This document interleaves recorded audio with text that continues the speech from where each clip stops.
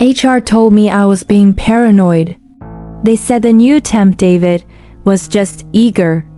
They didn't know he had memorized my license plate, knew my dog's name, and was slowly, methodically trying to become me. It started with small things. David, the fresh-faced temp from the agency, would compliment my sweater. The next day, he'd be wearing the exact same one. He'd hear me order a specific complicated coffee. The following morning, that same drink would be sitting on his desk. It was flattering at first, then unnerving. The shift happened when I was working late. I got a notification from my home security system. A package was delivered. I hadn't ordered anything. I pulled up the doorbell camera footage. A man in a hoodie dropped off a small box. As he walked away, he glanced back at the camera. It was David. He was smiling. The next day, I confronted him quietly at the coffee station. "David, did you drop something off at my house last night?" His smile didn't falter. "Oh yeah. I was in the neighborhood and saw it on your Amazon wish list. Just a little housewarming gift." I had never shared my wish list with him. Or my address. I went to HR. They pulled him in. He was the picture of innocence. He said he was just trying to be a good teammate, that he must have overheard me talking about my street to another coworker and found my public wish list by accident. HR told me to appreciate the enthusiasm and to set clearer boundaries. I felt like I was going crazy. Then the emails started. Not to me, but from me. Password reset requests for my bank, my utilities, my social media. I did get a call from my bank's fraud department asking if I was really trying to add a new user to my account. The name they had? David Miller. I set a trap. I created a fake hidden folder on the shared server called personal_notes, and inside, I placed a single text file with fake login credentials to a decoy email account. 2 days later, the decoy account was accessed. The IP address traced back to a computer in our office. David's computer. Armed with proof, I stormed into my manager's office. We went to HR together and demanded they check his computer. They agreed, but when IT pulled up his activity, it was clean. He had used a VPN. There was no direct proof. That's when my manager's face went pale. "How did you know about the folder, Sarah?" he asked. We never told anyone his name. David had not only found my trap, he had used my own trick against me. He decreated an identical fake folder and planted fake evidence to make me look like the one who was unstable, who was hacking, who was obsessed. The final straw was the performance review. My boss sat me down with a concerned look. "Sarah, we've had reports of you behaving erratically, sending strange emails after hours, confronting David unprovoked. We think you might be suffering from stress-related paranoia. We're putting you on a performance improvement plan." David had won. He had systematically dismantled my reputation and was seamlessly sliding into my role, my life. I was given a choice: resign or be fired for creating a hostile work environment. On my last day, as I was cleaning out my desk, David walked over. He was now wearing the watch my father had given me, the one I thought I lost weeks ago. He leaned in close, his voice a whisper. "Don't worry, Sarah, I'll take good care of everything. I've already updated the LinkedIn." I looked at his screen. His profile now had my exact job title, my responsibilities, and even some of my key accomplishments listed as his own. He wasn't just replacing me at the company. He was erasing me and writing himself into the space I left behind. Brenda from accounting was everyone's office mom. She baked, she remembered birthdays, she gave life advice. We all loved her. until I realized her motherly concern was a tool she used to find your weaknesses, and her help always came with a price. Brenda was a fixture. She had a candy bowl, a drawer full of emergency supplies, and a seemingly bottomless well of sympathy. She knew everyone's business. Who was having marital problems, who was struggling with debt, who had a secret addiction. We all confided in her because she felt safe. I was going through a brutal divorce. One afternoon, I broke down in the break room. Brenda was there in an instant, a comforting arm around my shoulder. She listened for an hour. She was my rock. A week later, she asked me for a tiny favor. She needed me to run a special report from the financial database, a report I didn't have clearance for. It was for a top priority project for the directors, she said. It's just easier if I ask you, honey. You know how IT is with tickets. It felt wrong, but I was so grateful for her support. I did it. The favor was the hook. A month later, she came to me with another request. This one was more blatant, altering a time log for a project she'd mismanaged. When I hesitated, her kind face didn't change, but her eyes went flat. It's just so hard for a woman my age to find work, Sarah, she said softly. And you know, with your divorce, the courts do look at your professional integrity. It would be a shame if anyone found out about that. Unauthorized report you ran. The threat was velvet wrapped, but it was a threat. She owned me. Over the next 6 months, I became her office slave.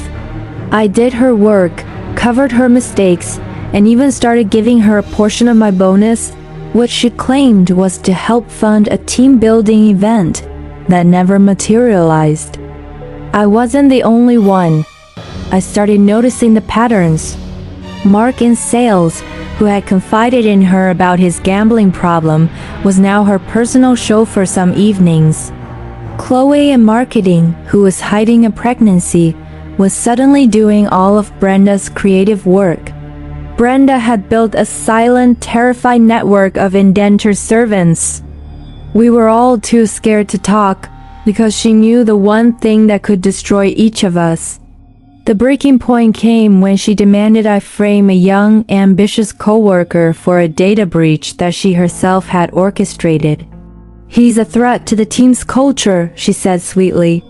He doesn't share our values. I looked at the evidence. She wanted me to plant a trail that would not only get him fired but possibly charged. I couldn't do it. I went to the young coworker and told him everything. Then, together, we went to the others, Mark, Chloe, and a few more we'd identified. We realized we outnumbered her.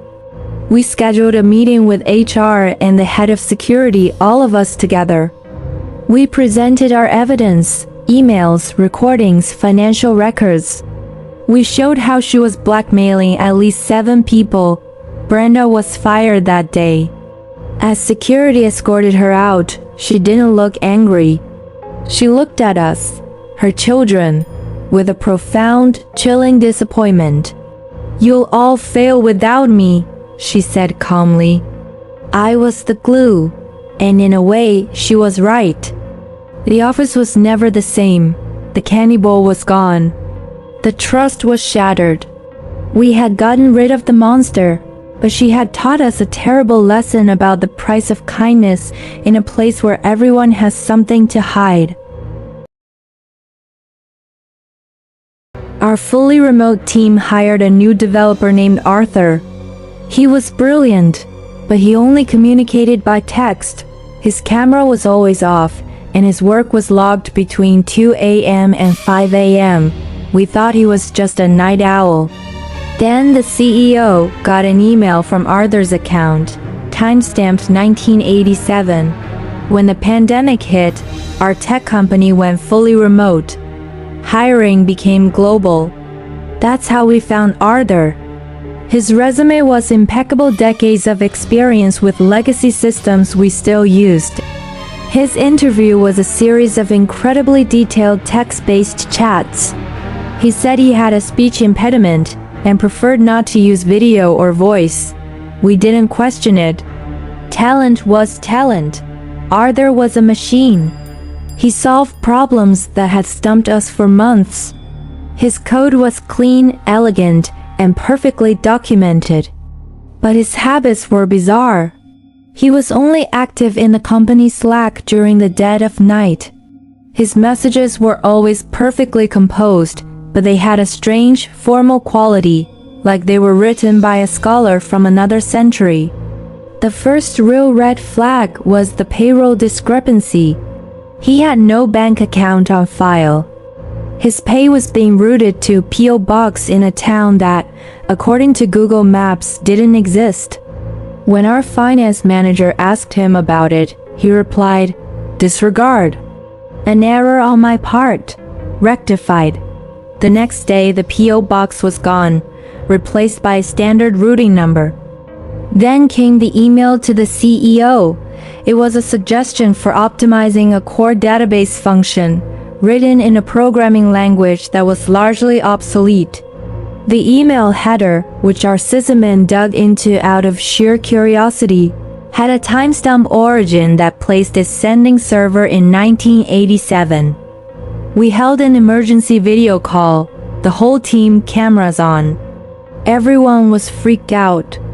"Who is this guy?" someone asked. Our lead sysadmin, a pale-faced man named Leo, shared his screen. "I've been digging. The IP addresses he uses, they don't exist in any modern registry. They're from ARPANET, the precursor to the internet. And his employee file, he pulled it up. It was a scanned document, grainy and low resolution. It showed a man with 70s-style hair and glasses named Arthur C. Tannen. The social security number was invalid. The birth date would make him 75 years old. "But he's talking to us now," I said, my voice shaky. I think he's not a person," Leo whispered. "I think he's an echo. A remnant of some old AI project, or a ghost in the machine from when the company first digitized its records in the 80s. He doesn't know he's not alive. He just knows he has a job to do." We were silent, the horror settling over our Brady Bunch-style video squares. The final proof came the next night. Arthur was active in Slack, debugging a critical error. We were all watching the channel, too terrified to type. He was fixing lines of code he himself had written. In 1989, one of the junior devs, unable to help himself, typed, "Arthur ... What year is it?" The response was immediate. System clock reads, 10:14 p.m., October 16, 1989. The project is behind schedule. Must complete. We never fired him. How do you fire a ghost? We tried to delete his credentials, but his access was root level, woven into the foundational code of the company itself. He is still there, in our servers, a digital phantom working the night shift, forever trying to complete a project that was due 3 decades ago. We just work around him. We don't assign him tasks, and we never ever acknowledge him directly. We're all just waiting for the day he finally finishes his work and realizes there's no one left to report to.